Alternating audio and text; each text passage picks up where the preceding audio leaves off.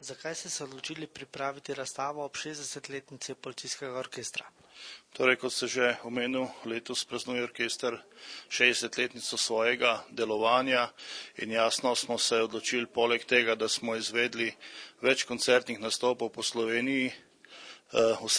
Osrednji koncert smo imeli 2. aprila v Cankarjevem domu.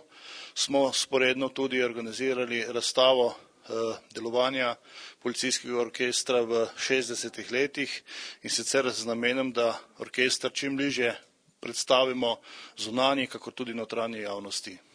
Do kdaj bo razstava na ogled? Razstava bo na ogled do ponedeljka 22. decembra tu v Mariboru in to je zadnja razstava, ki smo jo postavili ob tem jubileju. Razstavljali pa smo načeloma po vseh policijskih upravah po Sloveniji. Kako utrujeni, nenaspani bogi ste?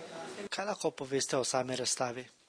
Torej, razstavo moram reči, da smo pripravili v rekordno kratkem času, ker je razstava, ki se dela pravzaprav celo leto. Mi nismo vedeli, kdaj bo to praznovanje visokega jubileja, potem pa je prišla odločitev februarja, da je 2. aprila v preddverju Galusove dvorane ob tem gala koncertu tudi otvoritev te razstave.